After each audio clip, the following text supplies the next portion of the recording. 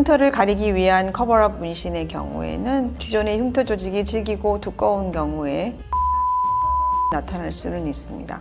치료 회차수가 늘어날 가능성이 많고 비후성 반응과 같은 융기된 상태가 될 가능성도 약간 더 높기는 합니다. 안녕하세요. 피부과 전문의 정지인입니다. 문신을 제거하기로 마음먹었지만 내가 새긴 문신이 쉽게 제거 가능한 건지 궁금하실 텐데요. 최근 문신 제거를 위해서 내원하시는 분이 크게 늘어나면서 다양한 문신 케이스를 접하고 있습니다. 하지만 그 중에 특별히 까다로운 케이스들이 몇몇 존재하는데요. 그래서 오늘은 문신 제거를 할 때 조금 어려운 케이스에 대해서 설명드리는 시간을 가져보겠습니다. 문신 제거가 가능은 합니다. 하지만 켈로이드는 심한 상처가 나지 않았을 경우에도 생길 수 있는 것이기 때문에 전혀 발생하지 않는다고는 말할 수가 없습니다. 상처로 인한 원인이 아니더라도 반복돼서 눌린 곳에 발생한 예도 있거든요. 문신이 위치하는 곳에 켈로이드 흉터가 잘 발생하는 어깨나 쇄골, 등 등에 있는 경우, 그리고 20, 30대 연령대라면 조금 더 영향을 받을 수 있긴 하지만 켈로이드 체질을 가지고 있다 하더라도 켈로이드가 심하지만 않으면 일반적인 체질을 가지신 분과 비슷한 반응을 보이기는 합니다. 만약 흉터가 발생하더라도 켈로이드보다는 비후성 반응 같은 약간의 융기된 정도의 흔적이 생기는 경우가 더 많고요. 반대로 켈로이드 체질은 아니지만 잉크의 양이 특별히 많거나 색채가 다양한 문신의 경우, 그리고 또 몸에 흉터가 잘 발생하는 위치에 있는 문신의 경우에도 비후성 반응과 같은 문신 부위의 피부 질감 변화가 생길 수가 있겠습니다.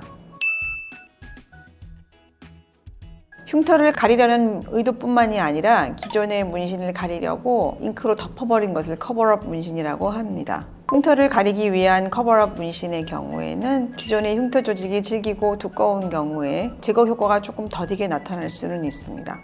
또한 커버업 문신은 잉크의 양이 보통 문신보다 당연히 훨씬 많기 때문에 치료 회차수가 늘어날 가능성이 많고 비후성 반응과 같은 융기된 상태가 될 가능성도 약간 더 높기는 합니다. 이러한 경우에는 피부 상태에 맞춰서 시술을 진행해야 되기 때문에 반드시 숙련된 피부과 전문의에게 제거받으시는 것을 권해드립니다. 비교적 흉터가 심하지 않고 얇은 흉터에 커버업 문신을 하는 경우에는 다른 문신과 별 차이가 없이 제거가 가능합니다.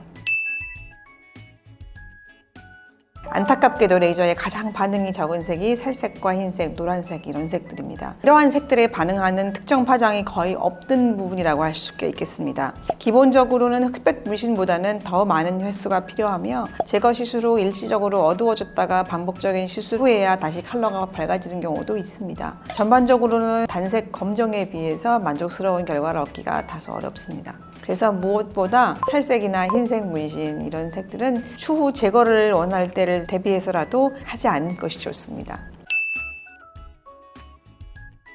피부색이 문신 제거 횟수에는 어느 정도 영향을 미치는 것으로 알려져 있습니다. 그 이유는 문신을 제거할 때 피부색이 어두울수록 멜라닌 색소가 과도하게 반응을 해서 레이저의 투과를 방해하기 때문인데요. 또한 레이저 시술 후의 색소 침착이나 반대로 저색소 반응의 부작용이 피부색이 어두운 경우에 조금 더 많이 생길 수 있습니다. 하지만 일반적으로 한국인의 피부에서는 피부색의 차이가 그렇게 극단적으로 크지는 않기 때문에 불가능할 정도의 차이는 아니라고 보셔도 되겠습니다. 추가적으로 피부가 어두운 사람의 경우는 문신 제거를 받는 경우에는 특히 태닝을 한다거나 자외선에 많이 노출돼서 피부를 타는 경우를 효과가 떨어질 수 있기 때문에 피하셔야 됩니다.